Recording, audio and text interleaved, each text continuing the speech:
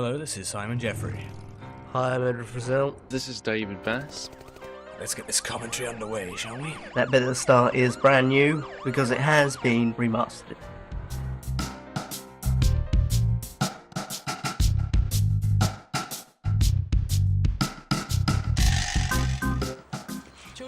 Well, what I'm going to tell you now is basically how me and Simon came up with the idea to film a short comedy sketch show. It all began when we were watching the Disney Channel, in fact, and they had a little joke advertising feature on there.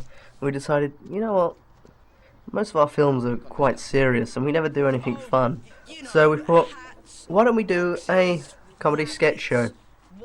And this came out of it. Well, actually, you know, I'm not that kind of scientist, magician person. That was a mistake.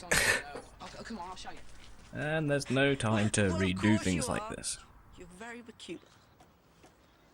Sir, what is your name? You'll notice that a lot of this is stolen straight from the Holy Grail Monty Python film. Oh. So, Just remembering his lines there. Looking up to try and remember. Yeah, I think he is. He should be here in a minute. Tim, you ready? yes, I'll be back. I had to be prompted for a second then. Oh, okay. Don't you love the camera cutting, old school techniques this is. Just Tim. So, We got this idea when we'd just seen it. Something like this on a TV show. I can't remember what it was, but it was something talking about a doorstop from a different planet. So we decided to do this based on that. Actually, a chair is I went into this very small long obstacle explanation, found which is what they Gable. did in this show. They counteract your Weren't own very gravity, original back allowing then. you to sit in an otherwise unposable manner like this. This is all improvised by They Simon. dance It's with the very, coefficient of your own very good. energy. So thus, like a He is good at magnet repels, improvisation, your body Simon is. repels against the seat, I'm no meaning good you at can stand in an ad-libbing. otherwise, as I said before, unposable fashion.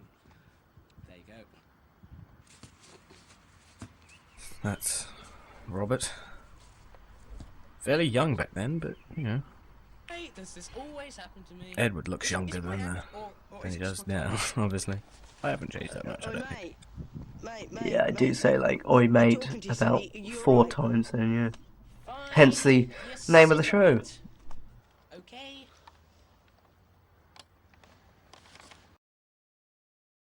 The Crap Robber. Out of all the sketches, I don't know why I like this one loads.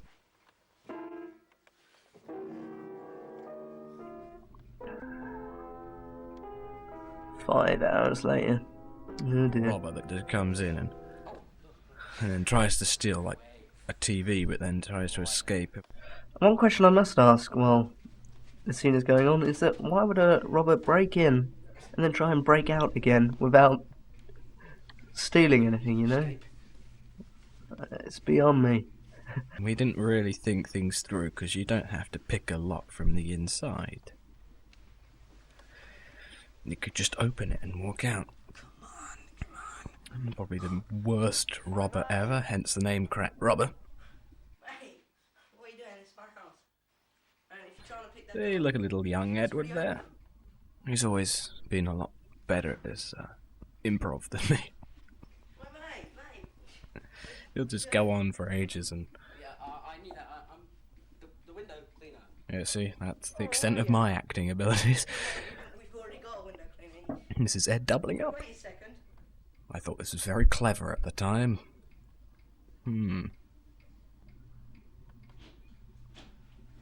See, that's our window cleaner. And so there's someone moving upstairs.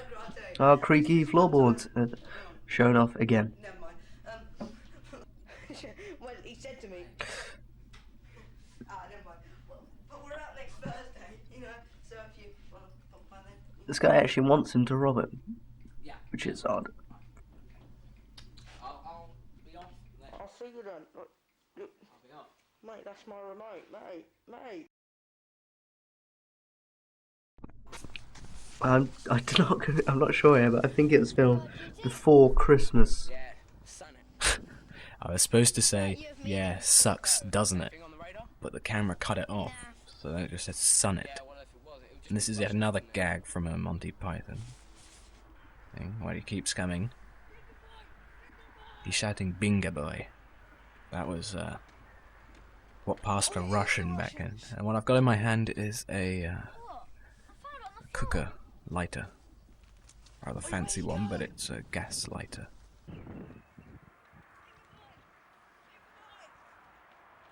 Hurry up, he's getting closer. I can't, my coat's caught.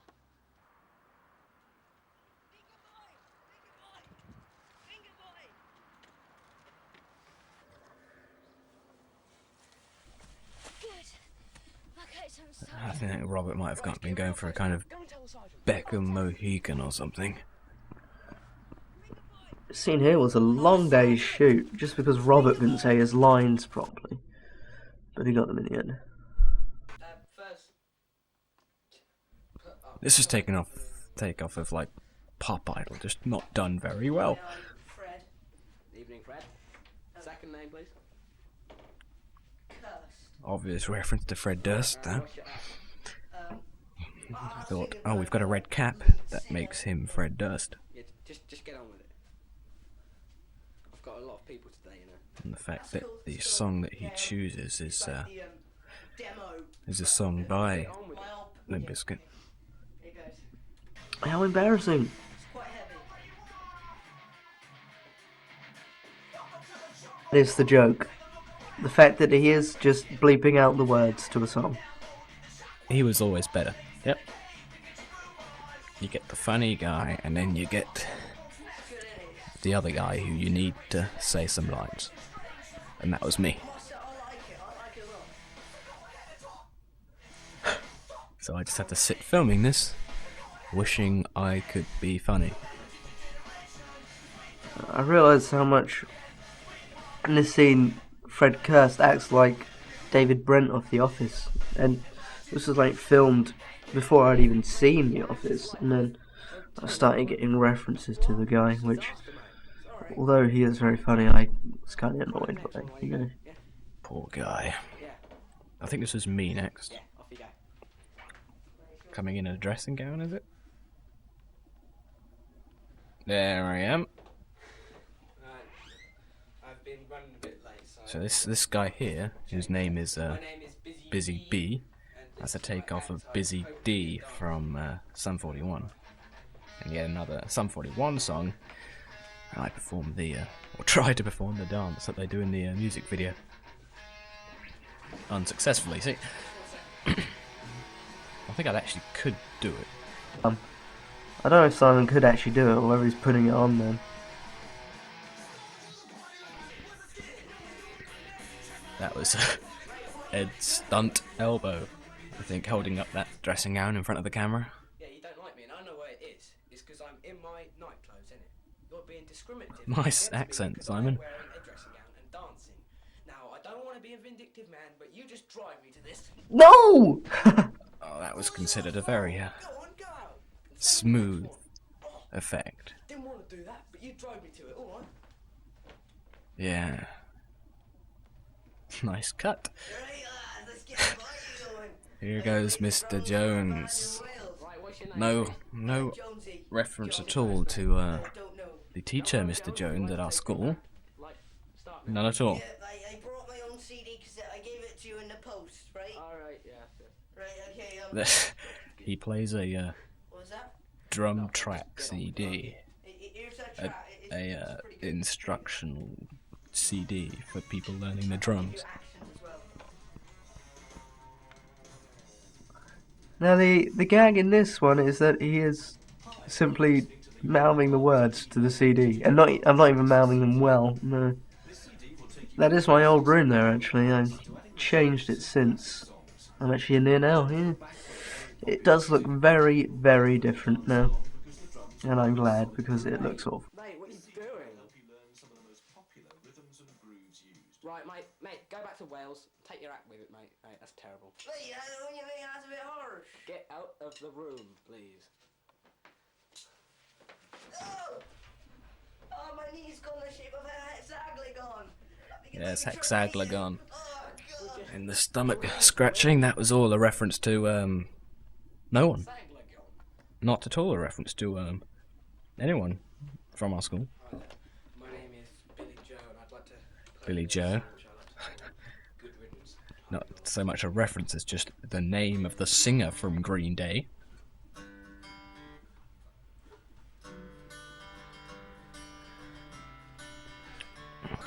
Obviously, I had no idea what playing a guitar looked like.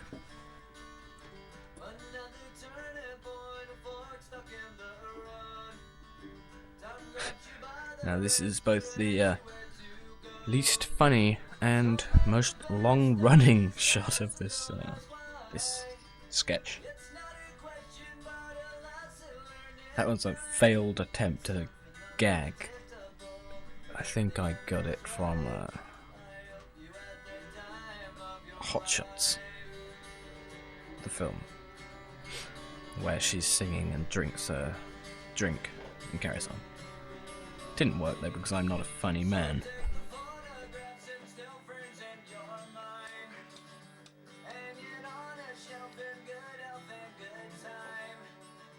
It's boring, so I'll just talk to you in the meantime.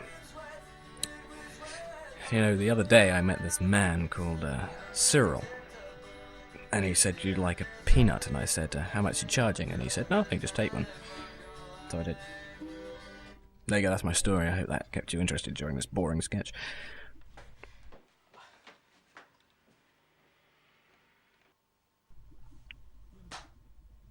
And yet, he seems to be strangely impressed.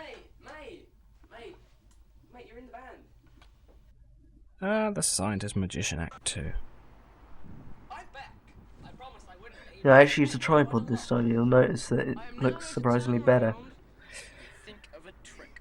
I think in these days I just went along with what Edward suggested. Most of the time I didn't have a clue what he was talking about. I was, he'd say action, and I'd do exactly what he said. Try it again. Come on. And then only years later would I, Volvo. realised that what he was telling me to do made no sense. It made no sense at the time, but I assumed it did. Sorry. Aren't I the Simon's often said to me that when filming the Oi Mate show, it's more of a, yeah, listen to what Ed has to say and I'll just do it, even if I don't really know what's going on. And I think that shows. Now, what the hell were we thinking here? That's so good. My pitiful one here. Simon Jeffrey! Yes, it is because I just suck in general. Oh dear me! Boo! Get off the stage! No! You crap! Yep, indeed they are. Boo! Oh, boo! Oh, no one's clapping. I wonder why. Then instead of doing tricks, That's a little annoying. And look, I'm rubbing my hands again. remake of the classic Bruce Forsyth. Matrix, or in other words, Matrix. Why did I do that? right. This is one of the So much better at the ad-libbing than me. from the Matrix. It involves a very special kick. Why do we even attempt this when we know it's not gonna work? Me trying to do the freeze in the air by pausing the camera. Yeah, that works. What on earth were we thinking?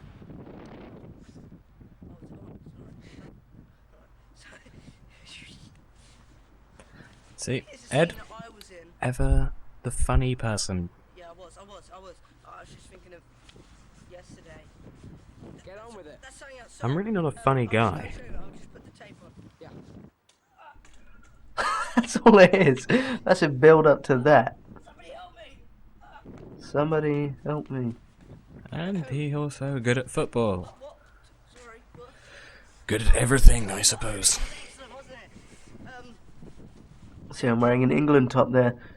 I used to be quite a fan of football. Yeah. These days, no. Crazy Farmers, this took ages. The longest shoot I have ever had to do.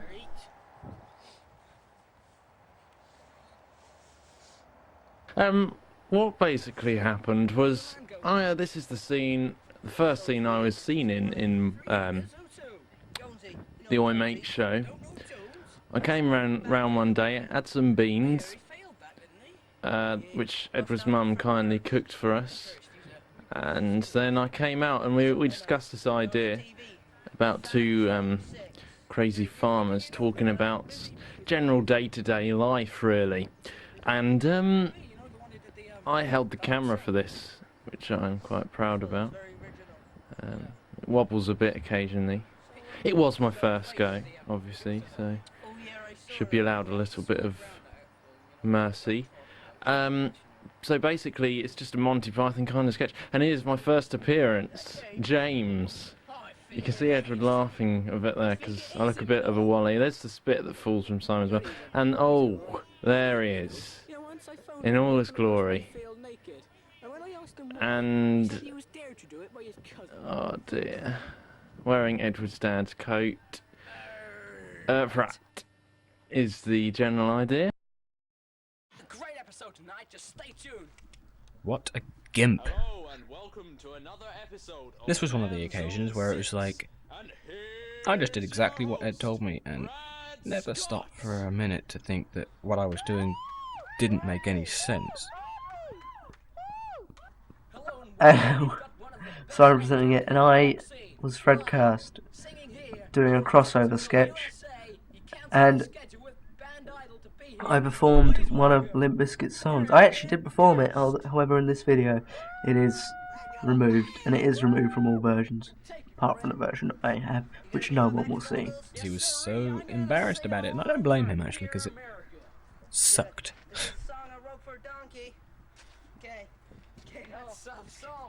Yeah, it's called My Generation. Get on. Do you know where you are? See? Fast forwarded it. Please adjust your television set. That's the only thing I think I've added over the footage. Do you think they love me so much that I haven't added a lot, but that I did add. Just because people would be like, what was that all about? But yeah. We were actually going to film that, but we didn't. Give it up for Jacksonville. Please note, fan zone is not. See you next week. Well done, David. Classic.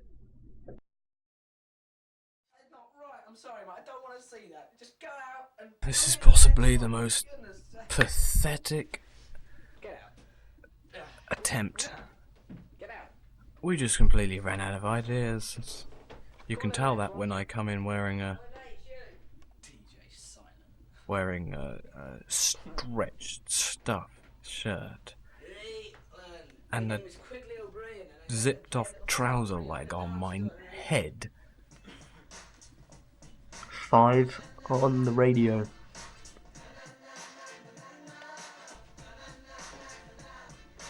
How lame is this?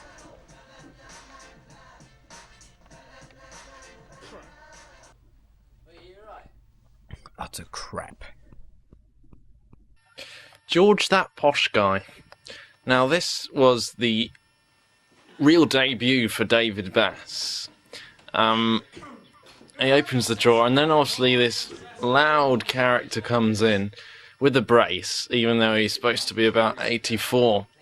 And then he says it's his house, even though it's George's house, which is the general punchline. And then, the camera swings, very dramatic shot there with the newspaper, and there was a little pun there, about the roll-up belt for a brace, and he throws the newspaper across, and then he adds the newspaper again, which is obviously not possible, since he just threw it across the room. And then the dream goes in, it spins round, and sometimes you often... And then, he cuts to Simon doing press-ups in his dream. I mean, who works out in their dream anyway? I mean, in a dream you're in a relaxing mood, not really a muscle-building one. And the cat's looking the other way, but still talks to Simon. But you can see the ears turned back towards Simon, so he could actually hear, so that was possible. We made sure the cat did that for the scene. And he's having a bath there. And, it zooms in. It comes back to the real world. in which he's been shaken profusely by a posh fella who has a heart attack. Sorry, old man, my name's actually Cyril. Because that's the fun, because obviously a cut there. Because he keeps calling him different names, and then he's just so wild he doesn't even listen to Baldric G's, whatever his name is. Get the wine, and then this butler comes through the doors like that. Look at Simon's arm, it goes really floppy. Excuse me, I've got the flu. Here comes the butler from a different direction. I mean, that is not possible. You can't jump around like that in real life. He smells the wine, as posh people do, makes his little comment, and drinks, pretending it is nice, but actually spitting it out.